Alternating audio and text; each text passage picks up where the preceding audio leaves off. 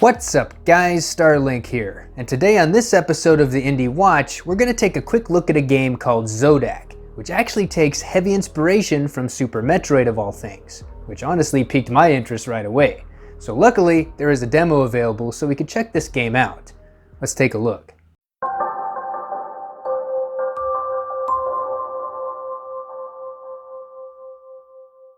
I'm not sure how I stumbled upon this game, but seeing as though it looks to be heavily influenced by the likes of Super Metroid, I decided to take a look. Starting off, you play as some unknown agent that was tasked to travel to the planet codenamed Zordak to investigate strong energy readings emanating there. You go in cryosleep for the journey, which is estimated to take about 3 years, but something horrible happens along the way, and you end up waking up from your cryotube after 200 years pass. I like the dark, mysterious setting here, as you were left to wander around a destroyed ship, discovering what happened while you were asleep. The beginning of the game is kinda similar to Samus's Zero Suit segment in Metroid Zero Mission, only there really isn't any enemies to worry about, and your character is wearing less clothing, with no pistol for protection like Samus had. All you can really do in the beginning is punch and kick things, of which you'll be doing to a number of walls and computer consoles to open doors to progress. This girl has some powerful legs, that's for sure. I wouldn't want to be kicked by someone like that. I'd explode to bits. There's even a short escape sequence a la Metroid where you have to escape the ship before it floods. After which you stumble upon a corpse of a fallen trooper with a loose helmet that you pick up so you can explore the outside of the ship. Eventually you'll be equipped with the suit, and then the true Metroid experience comes into full swing right down to the map that tracks your progress. Only difference here is that you have an oxygen meter to keep track of, and honestly, from what I could gather from the demo, it works fine. The constant sound that goes off as the meter depletes needs to go, however. It's very subtle, but I can see that getting very irritating over time. Maybe having it kick in when the oxygen meter hits 20% or something would be a better idea. That aside though, you'll go around shooting things, collecting a couple missile packs, fighting an eyeball boss, grabbing a charge shot upgrade, and that's pretty much it for the demo. You're left to explore to your heart's content, but there really isn't anything else to do as many doors block you from progress. On to the controls. They work for the most part, but they could do with some tweaking here and there. For one thing, while you do have the ability to aim diagonally up and down with the press of the corresponding shoulder buttons, you can't do so with the D-pad. You can only point up or down. Although minor, it would be a nice feature to have in some situations.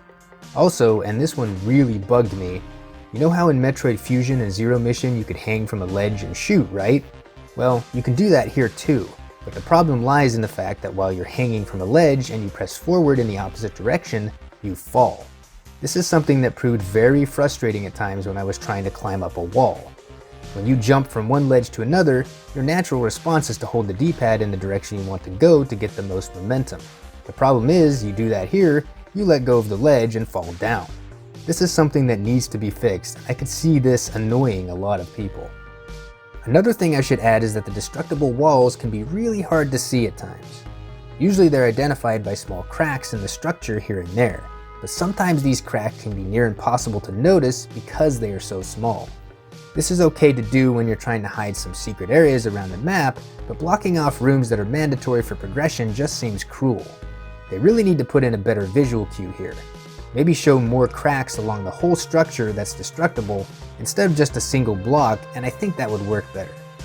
One last thing I'd like to mention is not really a gripe in any way, I just found it amusing is all. When you duck to go under tight spaces, there is no crawling animation. You literally squat and start walking, which ends up looking rather odd.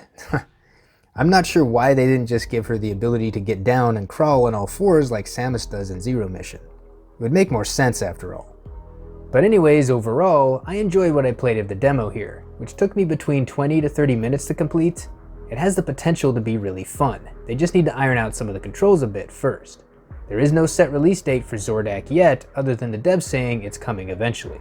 But being a big Metroid fan myself, I'll be keeping a close watch on how this one develops for sure. So yes, it's clear to see that this game borrows heavily from inspiration from the Metroid series. And honestly, is that such a bad thing? I mean, clearly games mimic others all the time, but as long as it's enjoyable, it shouldn't matter, right? And also, Zodac has a couple gameplay tweaks here and there that differentiate itself from the rest of the crowd. Take the oxygen meter for example, which could make or break the game depending on how it's utilized, but if it's done well, it could be a unique gameplay mechanic that keeps you on your toes. I'd also like to point out the fact that the main character is not quite as agile as Samus. I mean, she can't morph into a ball and roll around in crevices everywhere. She prefers to do the crouch walk, which honestly looks really, really uncomfortable. I don't think I could bear to do that myself. But anyways, if you guys want to check out the demo for yourself and see what it's all about, I'll make sure to leave a link in the description. And as always guys, if you enjoyed the video, make sure to drop a like, or dislike if you didn't. And as always, I want to thank you all for watching, and I'll see you all in the next one. Reach for the stars.